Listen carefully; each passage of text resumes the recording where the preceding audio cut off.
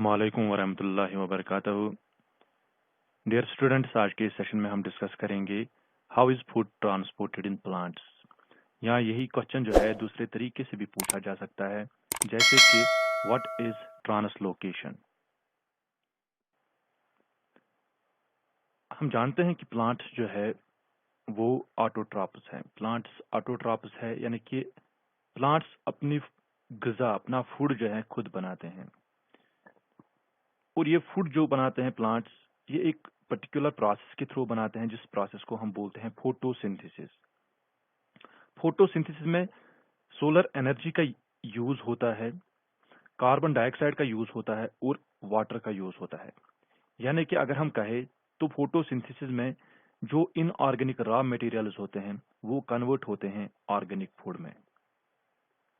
और ये फोटोसिंथेसिस का प्रोसेस जो है ये कहाँ पे होता है? Green cells of the plants, specially the leaves and that too the matured leaves. जो कार्बोहाइड्रेट्स होती है, अब इन कार्बोहाइड्रेट्स को ट्रांसपोर्ट करना होता है। जहाँ पे ये बनती हैं वहां से इनको ट्रांसपोर्ट करना होता है जहाँ पे इनका यूटिलाइजेशन होता है, यहाँ इनका इस्तेमाल होता है। और वो जगह जहाँ पे ये कार्बोहाइड्रेट्स बनती हैं, जो हम ऑलरेडी पढ़ चुके हैं कि ग्रीन सेल्स, उनको कहा जाता है सोर्स।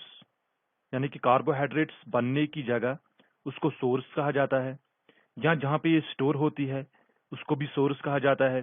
और वो रीजन, वो जगह जहाँ पे ये यूटिलाइज होती हैं, जहाँ पे इनका इस्तेमाल होता है, उसको हम बोलते हैं सिंक। और ये नेट मूवमेंट जो है फूड की, कार्बोहाइड्रेट्स की, ये कहाँ से किस टिश्यू के जरिए से होती है? फ्लोएम टिश्यू के जरिए से होती है।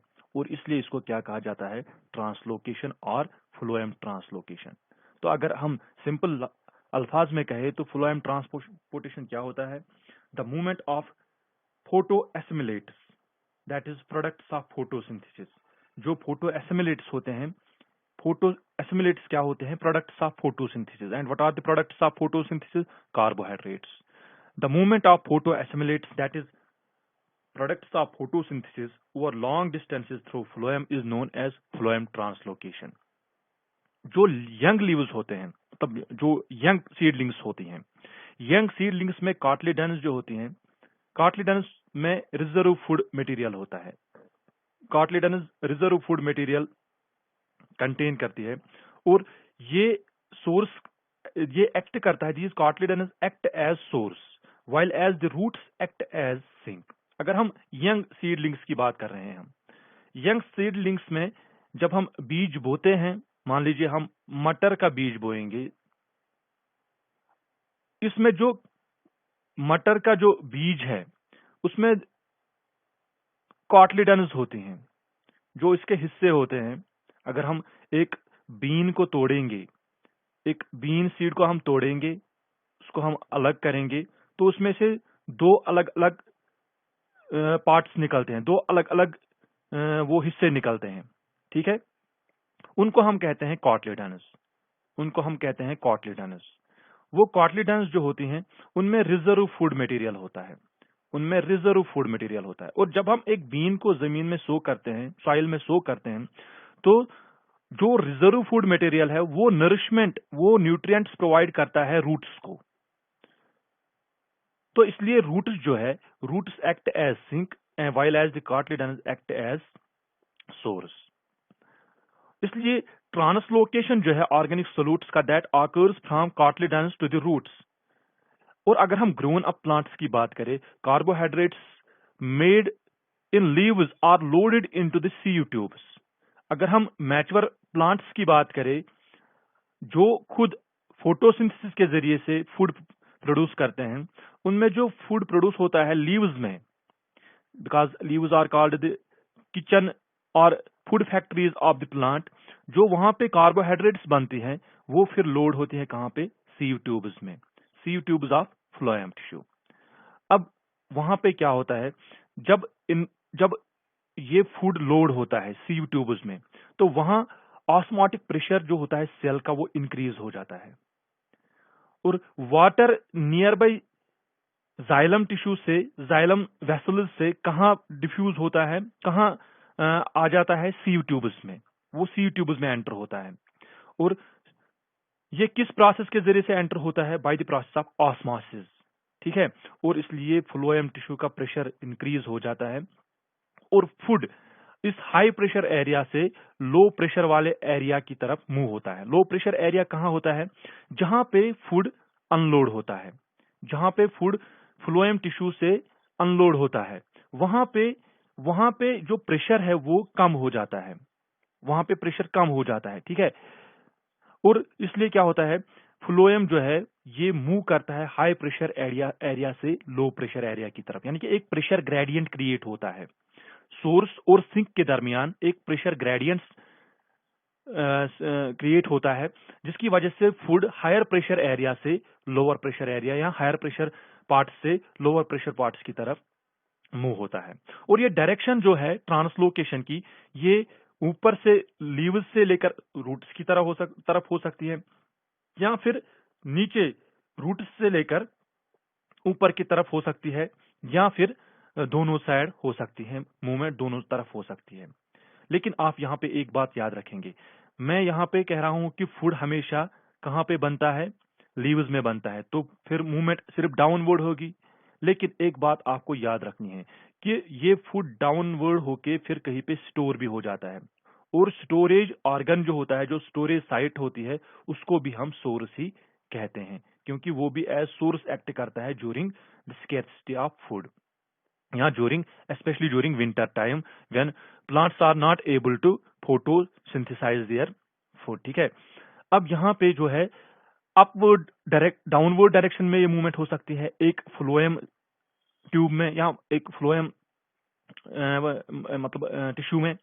यहाँ पे अपवर्ड मूवमेंट भी हो सकती है, या दोनों डायरेक्शंस में ये मूवमेंट हो सकते हैं। लेकिन आप याद रखेंगे, ठीक है, जो एक सीव ट्यूब है, एक सीव ट्यूब है, सीव ट्यूब में ये मूवमेंट सिर्फ एक सीव ट्यूब में ये मूवमेंट सिर्फ एक डायरेक्शन में हो सकते हैं, या तो ये एक सीव ट्यूब में डाउनवर्ड होगी, या उसी सीव ट्यूब में ये मतलब उस सीव ट्यूब में या तो ये डाउनवर्ड होगी, या दूसरे सीव ट्यूब में अपवर्ड होगी।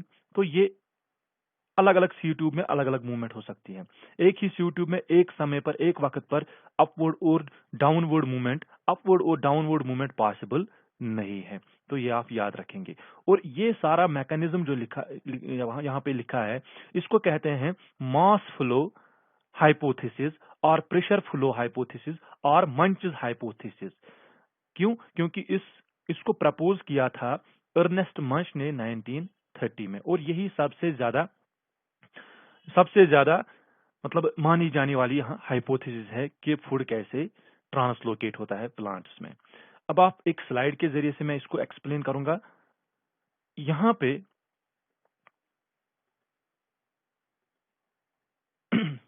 यहाँ पे मान लीजिए आप, ये सोर्स है, यहाँ पे ये वाला है सोर्स, और ये है सिंक, ठीक है।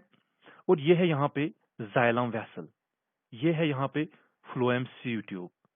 तो आप ये ध्यान रखिए, ये है सोर्स, यहाँ पे फूड बनता है। अब मीजोफिल सेल्स में फूड बनता है लीव्स की। ये फूड कहाँ लोड होता है? फ्लोएम सीव ट्यूब्स में। ये फ्लोएम सीव ट्यूब्स है, ये एक सीव ट्यूब है, ये दूसरा है, and these are connected end to end, and there are pores between these sieve plates, ठीक है।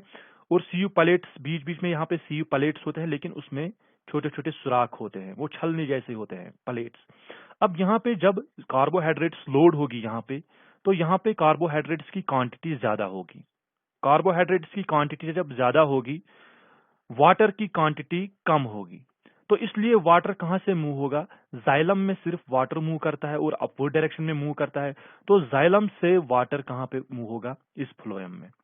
Phloem loading decreases the water potential. Phloem loading से वाटर पोटेंशियल डिक्रीज होगा इस सीव ट्यूब में। जब वाटर पोटेंशियल डिक्रीज होगा तो water will enter and result in high turgor pressure. तो वाटर यहां पे एंटर होगा किसके जरिए से? ऑस्मोसिस के जरिए से। ऑस्मोसिस के जरिए से वाटर एंटर होगा, और यहाँ पे इस सीव ट्यूब में जो टर्गर प्रेशर है वो इंक्रीज होगा, यानी कि टर्जिडिटी ऑफ सेल जो है वो इंक्रीज होगी, ये सेल स्वेल होगी, ठीक। अब स्वेल होने की वजह से प्रेशर इंक्रीज होगा सेल मेम्ब्रेन पे और फाइनली सेल वॉल पे। तो प्रेशर जब इंक्रीज होगा तो आप इतना मान लीजिए कि यहाँ पे प्रेशर इंक्रीज हुआ, यहाँ पे कार्बोहाइड्रेट्स जो है यहाँ पे अनलोड होती है, ये कार्बोहाइड्रेट्स यहाँ से इस तरफ जाती है, ठीक है। यहाँ पे सक्रोज लिखा है, यहाँ पे आप सक्रोज लिखा है, ये सोर्स भी है, ठीक है। सॉरी ये सिंक भी है, ये सिंक है।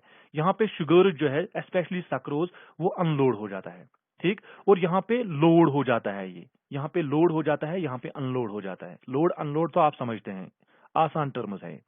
अब यहाँ पे जब कार्बोहाइड्रेट्स अनलोड हुई तो वाटर का प्रेशर जो है, वाटर मूव होता है यहां से किन में, वापस जाइलम में, ठीक है। Phloem unloading increases the water potential increase हो जाता है और water flow outside as result in low turgor pressure. और वाटर जब मूव होता है जाइलम में वापस, तो यहाँ पे टर्गर प्रेशर क्या हो जाता है, लो हो जाता है, क्योंकि वाटर पोटेंशियल तो इंक्रीज हो जाता है। जब वाटर पोटेंशियल इंक्रीज हुआ तो वाटर मूव हो जाएगा जाइलम वेसल्स में। अब जाइलम वेसल्स में वाटर मूव हो गया तो यहाँ पे वाटर की कमी होगी, तो इसकी वजह से ये सेल जो है ये थोड़ी सी श्रिंक हो जाएगी। श्रिंक क्या, तो ये थोड़ी सी यहाँ पे प्रेशर जो है डिक्रीज हो जाएगा। अब यहाँ पे एक प्रेशर ग्रेडियंट प्रोड्यूस हुआ, एक प्रेशर ग्रेडियंट क्रिएट हुआ सोर्स और सिंक के दरमियान। सोर्स और सिंक के बीच एक प्रेशर ग्रेडियंट क्रिएट हुआ। इस प्रेशर ग्रेडियंट की वजह से जो फूड है, जो कार्बोहाइड्रेट्स है, वो मूव करती है कहाँ, सोर्स से सिंक की तरफ। इसी को हम कहते हैं मास फ्लो हाइपोथेसिस या मंचेस हाइपोथेसिस। आई होप कि आपको ये अंडरस्टैंड हो गया होगा। नेक्स्ट वीडियो में कल इंशाल्लाह आपसे फिर मुलाकात करेंगे। अल्लाह हाफिज।